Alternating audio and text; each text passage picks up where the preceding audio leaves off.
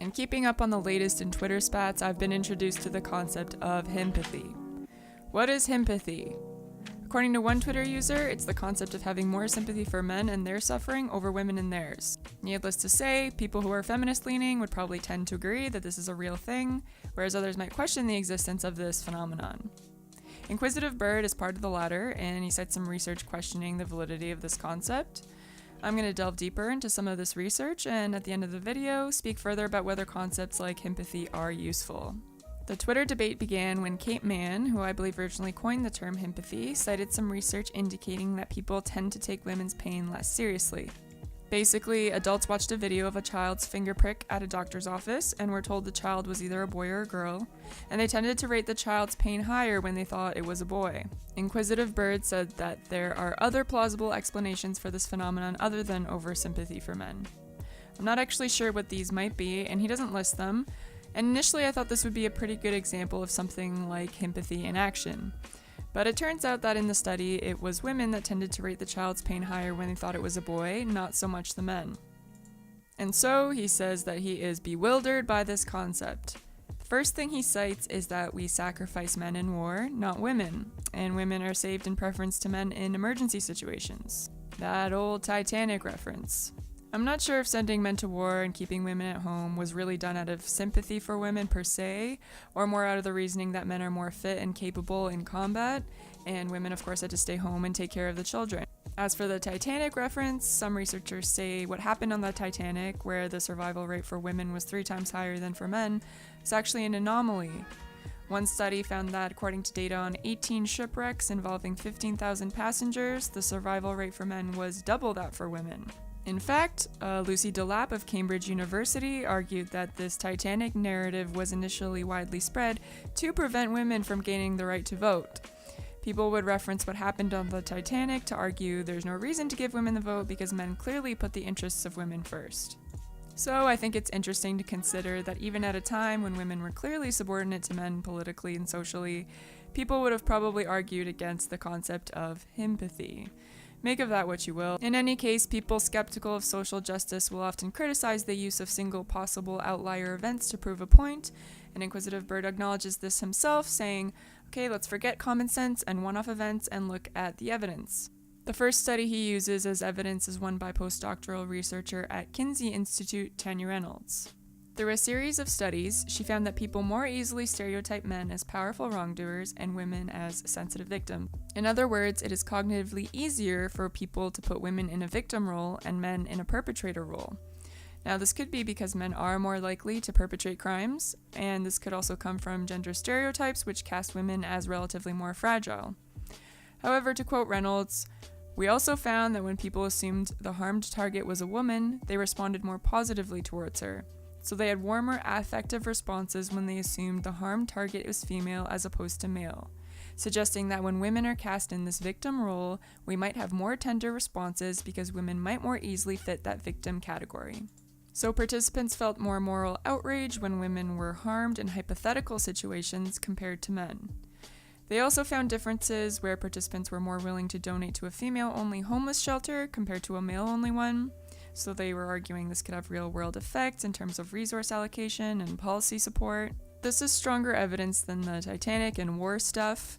I don't know if just because people have an easier time seeing women as victims, and they're likely to endorse feeling bad for them in hypothetical situations in a study, whether that means people really have more sympathy for them in the real world in cases where their claims conflict with men's, particularly.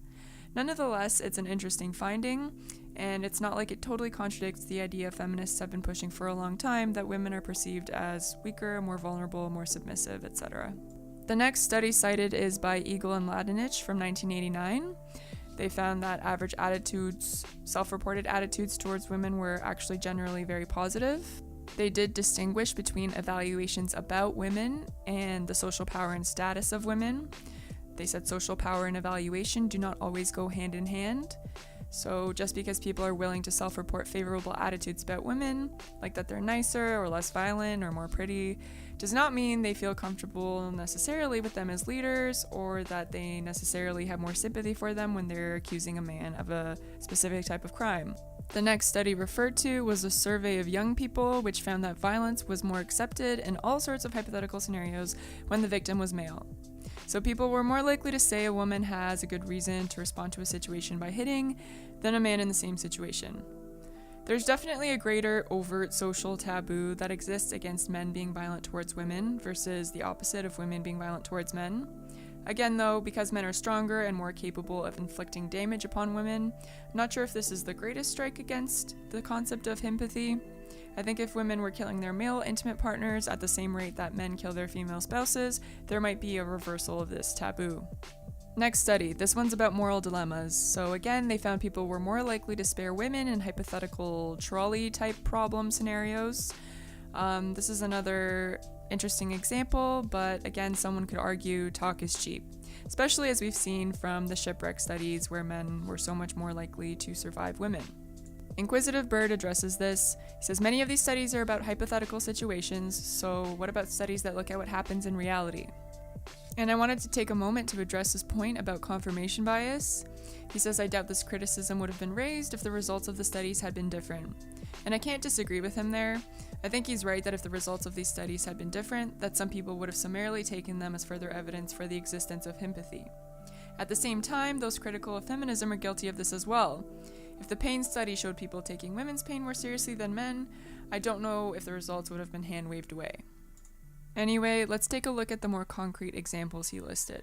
First, he cites the fact that health spending is female-favored.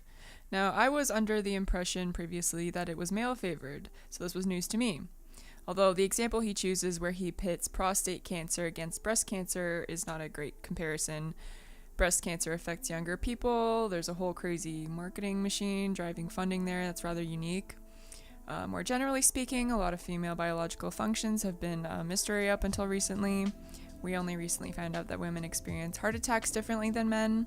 Look at the ridiculous amount of funding that goes into frivolous drugs for erectile dysfunction. And I even remember a debate happening in the US because drugs for erectile dysfunction were covered by insurance in some places while birth control wasn't. But Inquisitive Bird cites a couple of papers that tackle this subject on a grander scale, and they find that generally speaking, the opposite is actually true, and health spending mostly favors women, and I found them pretty convincing. At the end of the day, it looks like healthcare spending in the private sector is driven by profit and allocated according to need as much as possible in the public sector, so that's going to look different for men and women depending on the healthcare issue. Both studies that Inquisitive Bird cited said that women are larger consumers of healthcare than men, so it makes sense that more spending goes towards them. Okay, next example. If we had more sympathy for men, we would judge them less harshly in criminal courts, yet the opposite is true according to these studies. Another fair point seems that findings are pretty consistent on this, and men tend to receive longer sentences than women. Men do perpetrate something like 90% of all violent crime, so I think this probably plays a role in the way women and men are viewed by the criminal justice system. Other researchers have pointed out that men tend to commit more severe crimes than women, and this might explain the sentence disparity. Although the study cited on Twitter said that they took observable case characteristics into account and those didn't explain the gap in sentencing, those observable case characteristics were basically the general category of crime committed. So even within those categories, there's a range of severity that could occur. In fact, other studies have pointed this out. One found small differences in sentence length by sex observed, and for the most part they were explained by different criminal behaviors of men and women. Although even more detailed data is not available for those types of crimes, it's possible, and I would argue likely, that within the same offense category, offenses for female defendants may be systematically less severe. That concludes the research portion, which had some fair points against the existence of HIMpathy. But then unfortunately, some crazy shit gets thrown out in rapid succession. He says homeless women receive more support. In the city I live in, there's way more men's homeless shelters, and the largest and most well-funded shelter is a men's shelter, and that seems proportionate because men are far more likely to be straight homeless. But speaking of proportion, he then makes the point that men receive disproportionately little help as domestic violence victims. Now, women are much more likely to be seriously injured or killed by their partners than men are by women, so I'm not sure what the argument is surrounding proportionality here. The circumcision argument is quite terrible. Female genital mutilation is absolutely not in the same league as foreskin removal. While there's definitely an argument to be had about how blasé people can be about male circumcision, to compare it to female circumcision is not a good tactic.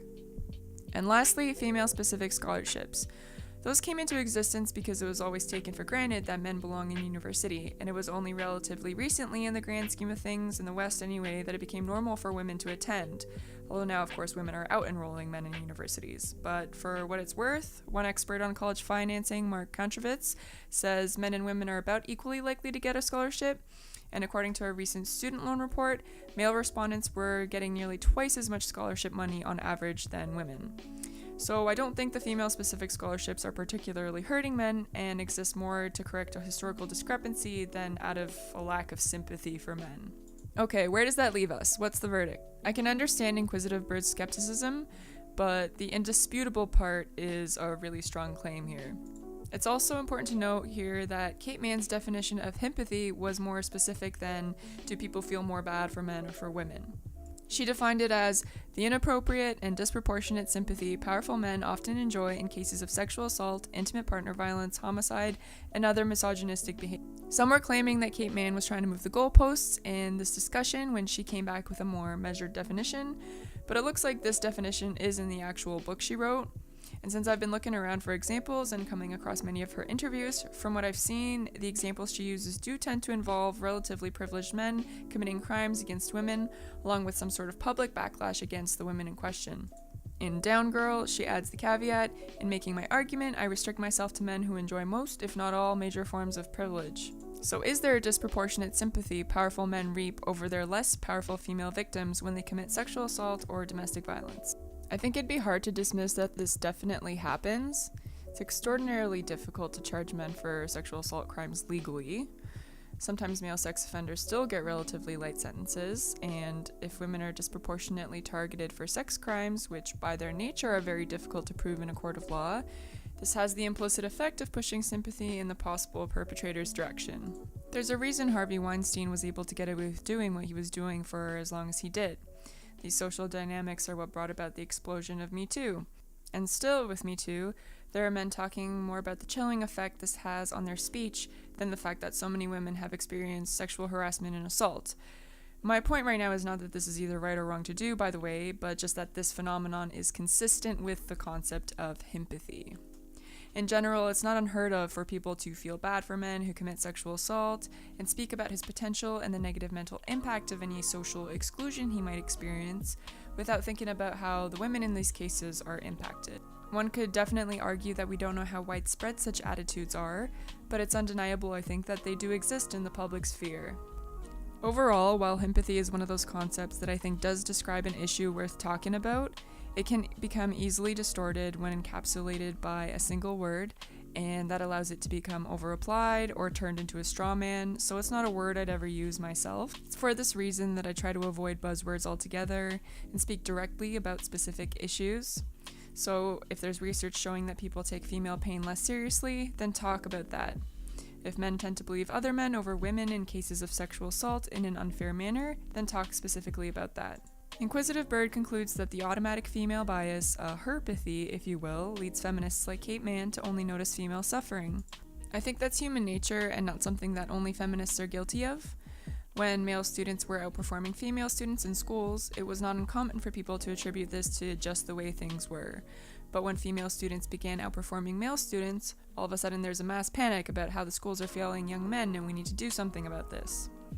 While the sacrifices men make for their families by working or going to war are, I would argue, culturally recognized and well compensated, the sacrifices women make through pregnancy and labor and the sacrifices they make to their careers to take care of their family members, I find are typically taken for granted by the same men who demand men's sacrifices be better appreciated. I myself have experienced a lot of frustration in trying to extend an olive branch to men who feel gender roles restrict them, without them wanting to reciprocate the understanding of the way that they also harm women. Understanding and sympathy need to be a two-way street, and for the kinds of men who scoff at women's issues, it seems rich that they'd complain that they suffer from a disproportionate lack of sympathy. In summary, is HIMpathy a thing? If it is, it depends on the circumstance. I'd argue that there is some evidence it exists primarily in the context that Kate Mann initially described, where generally speaking, a lot of people are sometimes more worried about a male perpetrator than the female victim in cases of sexual assault. This has been changing in the wake of Me Too, but I'd say for the vast majority of human history it applied pretty darn well. Now, that doesn't mean that women and men might not experience greater sympathy from different people in different contexts and for very different reasons, all of which seem to stem from gender stereotype. Does this mean we can come together and learn from one another from the different ways that different groups might enjoy a benefit of the doubt? I won't hold my breath.